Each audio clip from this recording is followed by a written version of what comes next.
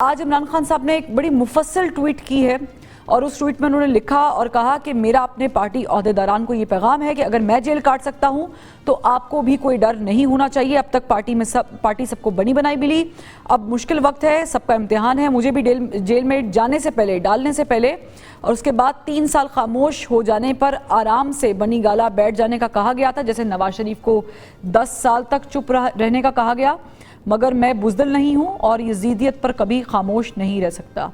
آپ سمجھتے ہیں کہ پارٹی قیادت جن کو عمران خان صاحب نے مخاطب کیا ہے جیل بھگتنے کے لیے تیار ہیں, کیونکہ ماضی میں پاکستان تحریک انصاف سے ہی سوالات اٹھتے رہے کہ پنجاب کی قیادت اس طریقے سے ایکٹیو نہیں ہے جس طرح کے پی کی ہے؟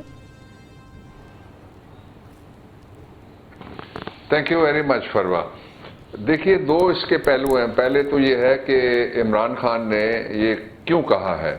اس لیے کہ پاکستان میں جو بھی اٹھ کے بولتا ہے وہ کہتا ہے پاکستان ایک جمہوری ملک ہے, پاکستان ایک دستوری ملک ہے, پاکستان میں عوام کی رائے کو مانا جاتا ہے. اگرچہ سمبڑیال کے الیکشن میں ہم نے دیکھا کہ آر او امپورٹنٹ ہے یا ایس ایچ او امپورٹنٹ ہے, عوام تو we the people do not matter, لیکن اس کے باوجود لوگ نکلتے ہیں.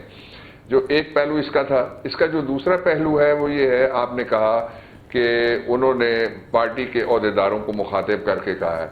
جو عہدیداروں کو مخاطب کر کے کہا, پچھلی دفعہ میری موجودگی میں کوئی 5 دن پہلے میں ملا تھا اور shortly I am meeting him again within 1 or 2 days.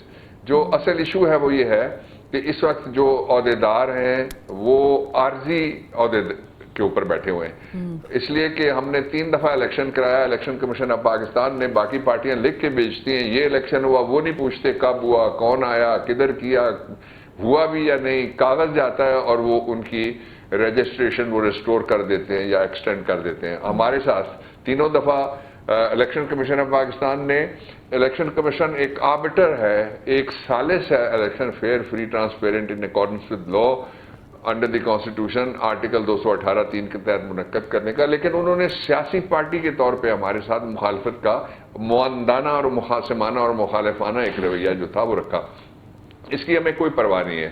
قوم دیکھ رہی ہے اور جو دستور ہے اس کے پرخچے اڑائے گئے جو پچھلا الیکشن تھا. اب ہمارے مطالبات بڑے سیدھے سادے ہیں. ایک یہ ہے مطالبہ ہمارا کہ 9 میں اس کے اوپر جو واقعات ہوئے تھے ان پہ ایک کمیشن بن جائے. دوسرا ہمارا مطالبہ یہ ہے کہ ملک میں رول آف لا ہونا چاہیے. اور تیسرا مطالبہ یہ ہے کہ ہر طرح کی services, essential services, judicial services, civil services, local services, ان سب کو ہونا چاہیے بیسیکلی جو دستور ہے اس کا جو دیا گیا فریم ورک ہے اس کے اندر ہونا چاہیے. اس کے ماورا نہیں ہونا چاہیے, اس سے بالا نہیں ہونا چاہیے, اس سے باہر بھی نہیں ہونا چاہیے. اس کے اوپر عمران خان نے کہا ہے کہ میں جدوجہد کے لیے کال دیتا ہوں.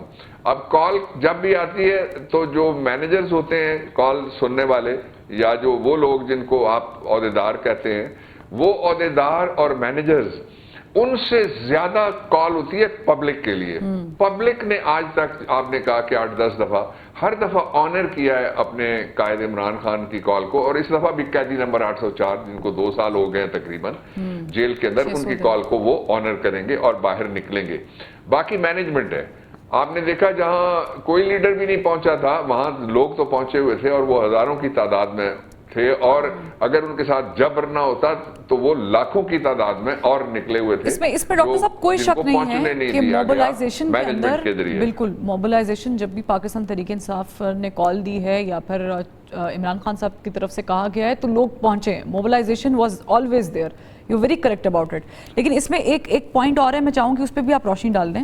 عمران خان صاحب نے یہ کہا کہ انہیں آفر کیا گیا تھا کہ 3 سال تک خاموش ہو جائیں اور پھر بنی گالا بھیج دیے جائیں گے, جیسے نواز شریف کو خاموش ہونے کا کہا. یہ آفر کس کی طرف سے دی گئی تھی؟ اسٹیبلشمنٹ کی طرف سے دی گئی تھی اس وقت کی, یا پھر حکومت اس وقت کی یہ آفر دے رہی تھی؟ دیکھیں, اس دوران حکومتیں آئی ہیں 3. ایک حکومت وہ تھی جو الیکشن کرانے کے ذمہ دار تھی کہ وہ 90 days میں الیکشن کرائے گی, ایک وہ آئی ہے. اس حکومت کے پاس کوئی اختیار سرے سے نہیں تھا. اس کی کہانیاں کھل رہی ہیں. پنجاب سے ایک لینڈز کی کہانی بھی کھلی ہے آج 24 hours پہلے. تو جو ایک وہ گورنمنٹ تھی، پھر شہباز شریف آئے اور پھر شہباز شریف آئے، اور وہ کس طرح سے آئے وہ دونوں دفعہ لوگ جانتے ہیں کہ ان کو کون لایا اور کیسے لایا. تو جن کے پاس اختیار ہے، اگر کوئی آفر آتی ہے تو وہ انہی کی طرف سے آفر ہو سکتی ہے. اور جو پولیٹیکل ڈسکورس ہے اس کے اندر جو نون لیگ ہے بدقسمتی کے ساتھ، اس کے لوگوں کی کریڈیبلٹی کا یہ عالم ہے کہ وہ یہ خود کہتے ہیں کہ وہ دیکھیں جی یہ تو بڑا ضدی آدمی ہے. ایک نے نہیں بلکہ ان کے 2 کیبنٹ ممبرز کہہ چکے ہیں کہ یہ بڑا ضدی آدمی ہے، قیدی نمبر 804، اور نہ یہ باہر آنا چاہتا ہے، نہ یہ رہائی چاہتا ہے، نہ ہمارے ساتھ بیٹھنا چاہتا ہے. اب اس کو آپ دی ادر وے اراؤنڈ رکھیں گے تو وہ پہلی بات تو یہی ہے نا کہ ہمارے ساتھ بیٹھے گا، اور وہ اگر بیٹھے گا تو وہ پھر لیجیٹمیسی دے گا نا جی. تو وہ کیوں بیٹھے؟ اگر کوئی بیٹھنے کا وقت آئے، اگر کوئی ایسا فیصلہ ہو تو سب سے پہلے میں اس کی مخالفت کروں گا. اس لیے کہ یہ دستور کے خلاف کوئی کام وہ تو ہمیں بھی نہیں کرنا چاہیے.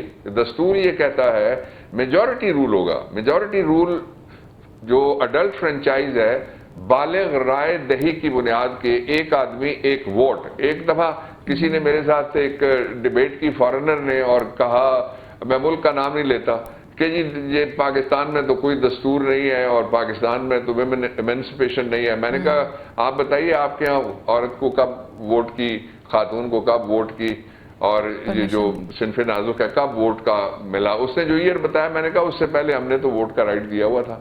تو اس لیے یہ پاکستان کی جو سرزمین ہے، اس کی کریکشن کا جو کورس ہے، وہ جو ذریعہ ہے وہ دستور ہو سکتا ہے، کسی کا سرمن نہیں ہو سکتا. آپ جتنی مرضی تقریریں کر لیں، آپ جتنے مرضی لیکچر جھاڑ لیں، آپ جتنے فلسفے جھاڑ لیں، لوگ نہیں مانتے. لوگ جو مانتے ہیں وہ ایک ہمارا عمرانی معاہدہ ہے ریاست کے ساتھ کہ ہم یہ ریاست ایسے چلائیں گے. وہ ریاست ہم کس طرح سے چلائیں گے؟ اس کے 3 حصے ہیں. ایک یہ ہے کہ ساری دنیا پہ اور کائنات پہ اللہ رب العزت کی حاکمیت ہے، ہم اس کے بندے کی حیثیت سے یہاں پہ اسلام کے اصولوں کے مطابق، جس میں سب سے پہلے ڈیموکریسی ہوگی، پولیٹیکل انڈیپینڈنس. یہ پاکستان کے دستور میں پولیٹیکل انڈیپینڈنس کا اور پولیٹیکل رائٹس کا ذکر ہے. خواتین کے لیے 4 جگہ علیحدہ علیحدہ آئین میں لکھا ہوا ہے. خواتین آپ دیکھیں کس چیز کی سزا بھگت رہی ہے ڈاکٹر یاسمین راشد، کس چیز کی سزا بھگت رہی ہے. بہت ساری آپ صحیح کہہ رہے ہیں کہ آئین کی حکمرانی اگر ہوتی تو پھر میرے خیال سے ڈاکٹر صاحب چیزیں یہاں تک میسڈ اپ ہی نہ ہوتی. لیکن ایک اور بڑا اہم پوائنٹ ہے، میں چاہوں گی کہ کل ایک بڑا اہم دن ہے، آپ کی بھی اس پر نگاہ ہے، 190 ملین پاؤنڈ کیس، اس پہ بھی ڈسکشن کرنا چاہیں گے. لیکن آج ہوا یہ پیش فائنلی کہ شہباز شریف صاحب نے عمر ایوب صاحب کے ساتھ رابطہ کیا. ان کا رابطہ ہوا چیف الیکشن کمشنر کی تعیناتی پر، جو کہ ایک بہت ہی سینسٹیو چیز ہے جو ہو جانا چاہیے تھا.